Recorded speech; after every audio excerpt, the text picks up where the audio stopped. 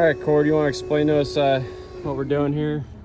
Well, we did notice, even though the screens that were on the intake ports here, we figured that there were some valves open on number 1 and 6 because they're companion. So we're worried that a little bit of water and or debris could be sitting on top of these pistons here. The rest of the valves were closed, or mostly closed at that point. So we're gonna pull the head and very carefully pull the head and see what it looks like inside, and pour a little bit of oil on the pistons to try to help us get a little further down the road with it when we go to rebuild it. Sounds like a plan. Let me break the seal. There you go.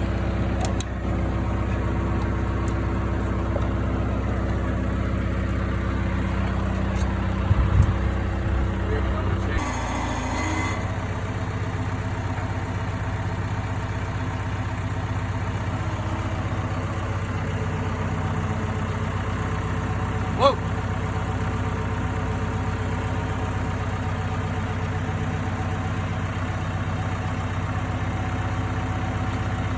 Needs to tip it back.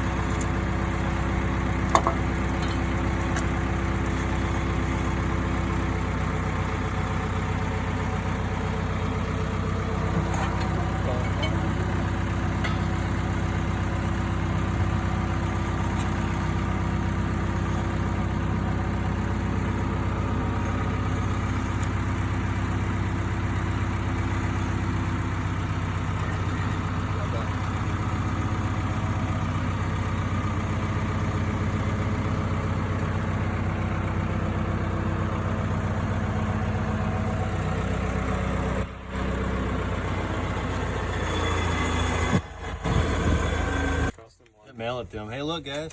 Yeah, I need that. I need $1,000 head gasket. Thank you very much. Thank you. One of 5 diesels. Come on, baby. Right at the top. Studs are making it very difficult. Studs aren't in terrible shape, but unfortunately they need to be removed for us to do machine work.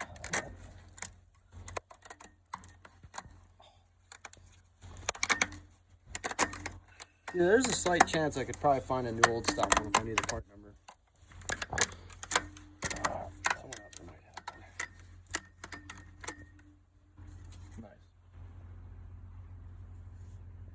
There's a name on Victor Rhines right there. No shit. I bet there's a part number if we clean that thing really well. Wow. I guess diesel fuel really was better back in the day. Damn straight it was. They match like the same profile too. You stand like on the side like. So here's last night's purchase. It's a 77 Adventure D100.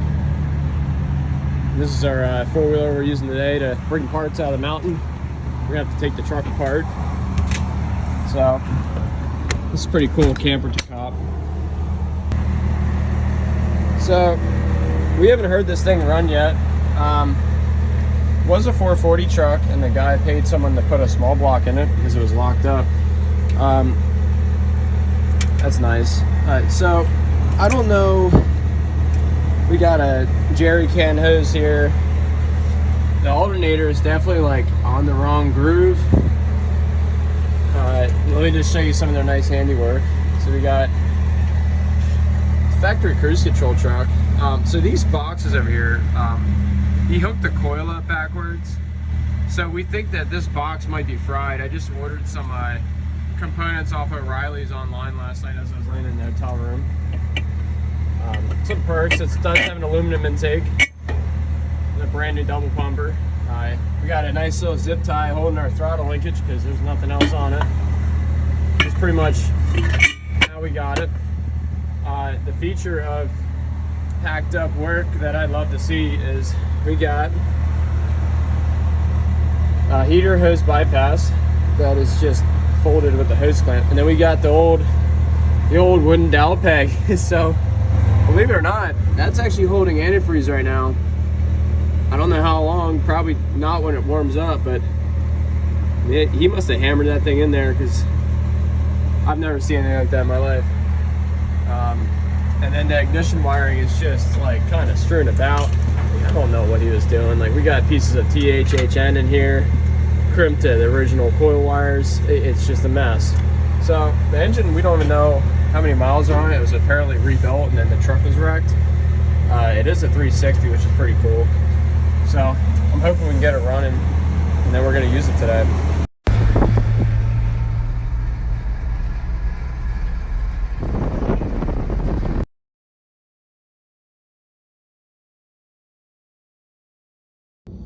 Well, we're in no man's land, and we found a broken dry shaft strap. Luckily, pulled over before it caused a problem, so all we got are some copper battery terminal lugs. I'm just gonna bolt those on and like bend them over, and we'll get to town and get a strap kit, I guess. Well, the broken strap is now still on there. What? And we got copper terminal lugs hammered over the cap, so wish us luck. So what's going on there, Charlie? Well, we got a roll of electrical tape for the dry shaft. Shine on that thing. Hold on. There's a light up. There we go. So we got 2 battery terminals hammered over on the cup because this is broken. And then we got electrical tape just to make it all just stay there. And we're like 50 miles from the next town. So let's get going. So he's putting a whole bottle of trans fluid stop leak in this thing. Well, it doesn't leak. Stop slip. That's the syrup of the gods, boys. We can't read the dipstick because it's I think all it might be the wrong jank. stick, to be honest. You think it's the wrong stick? Yeah.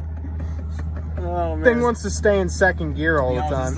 This is the 5th quart today. we're about 50 miles from Kingman, Arizona, so we're just trying to get there, and then Then get out. we'll get a couple little odds and ends and keep on rolling. Yeah, we want to get out as soon as we get there. So. Yeah, that's the problem. So we're following this guy that earlier saw us in the parking lot and was admiring our crew cab truck. And then apparently I messaged his wife on Marketplace, and he knew exactly where we were, so he came out and met us. We're gonna follow him out to his house and get a valve body for this transmission, Or get killed. or get killed. We don't know yet, but We'll be okay. we'll be I've seen fine. worse.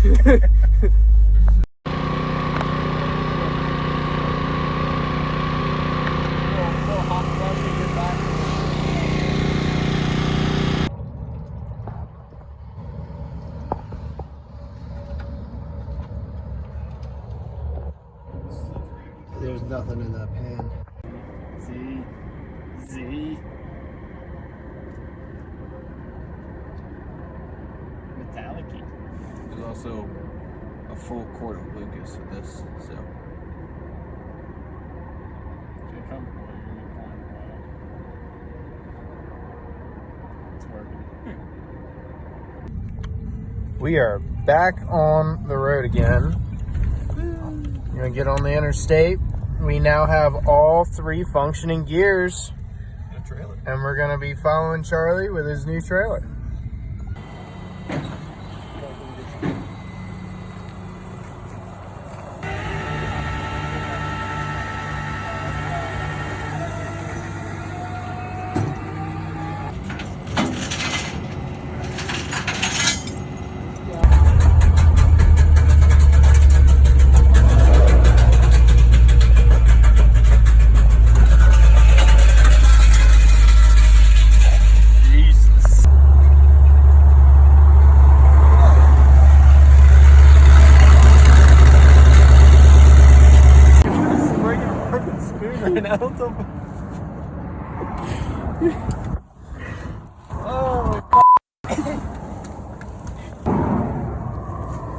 So we got a 5-gallon bucket handle. It'll make into an exhaust hanger. There you go. Nice rubber strap. Get really good at thinking on the fly, you know, when you have absolutely no tools and absolutely no supplies. You got a bunch of trash on the side of there. Oh man, that bitch's hot. God damn.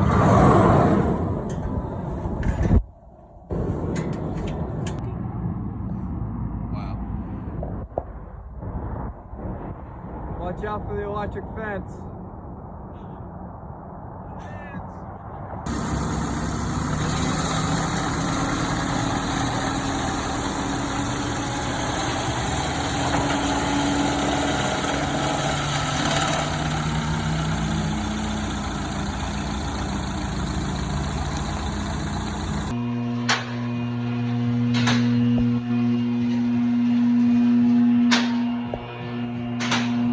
Surprising. Look how nice that is.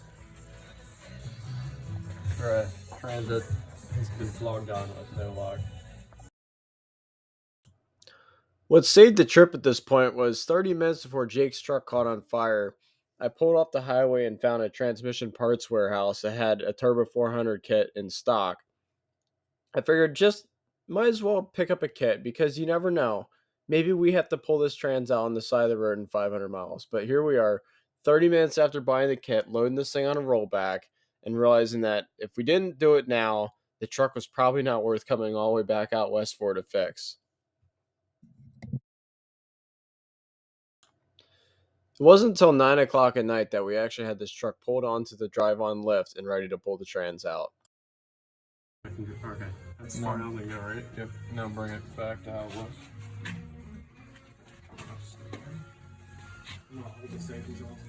Yep, I got the front.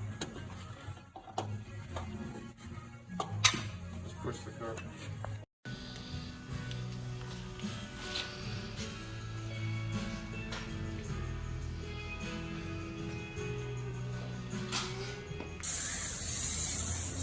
The old Duke and Carry car wash.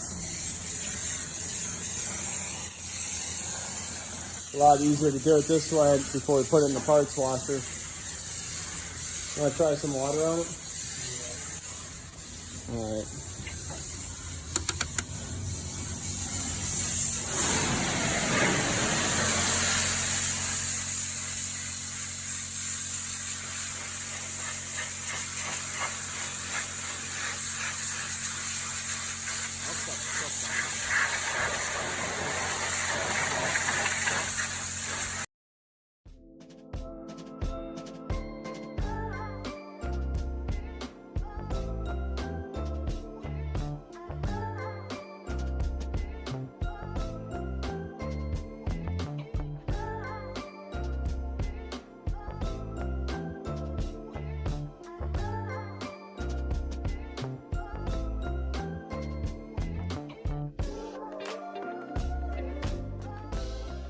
Okay.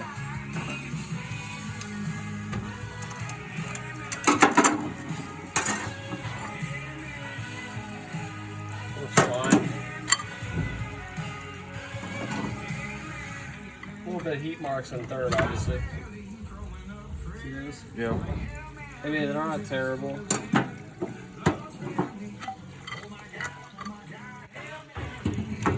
Definitely.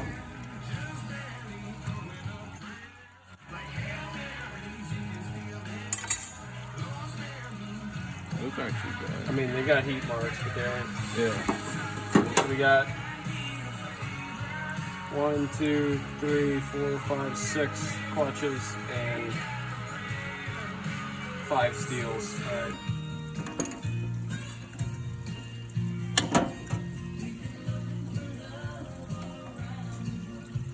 Okay. Gotta get that thing on there.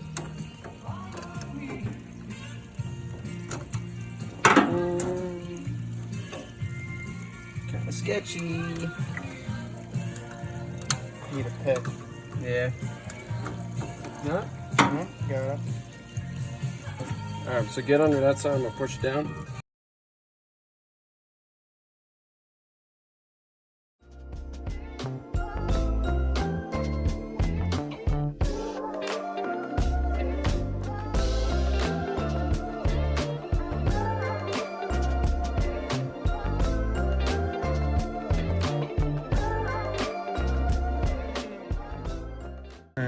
clear. All right, so we just took the accumulator off the back, or not accumulator, this is a servo, and we got broken spring. So another culprit.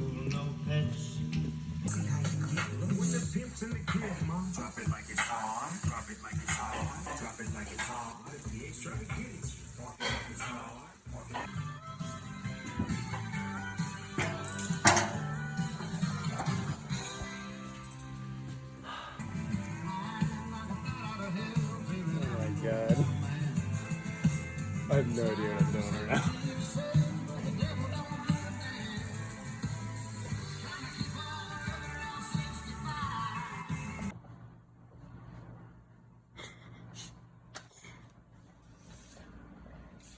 Found out why this thing's so loud going down the road. There's no sweet road bushing on this, so I put a towel on it.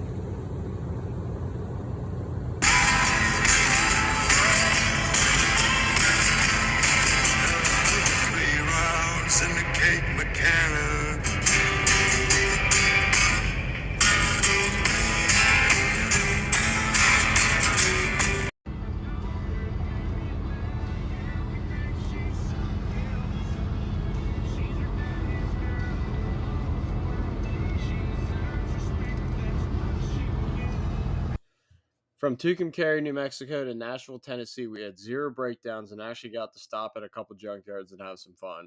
At that point, we were so exhausted after driving and dealing with mechanical problems for 5 days, we decided to drive straight through from Memphis to home with 0 stops, and we just alternated drivers. We arrived at my shop at about 4:30 in the morning, where we just left the trucks and went straight home and slept for the remainder of the day.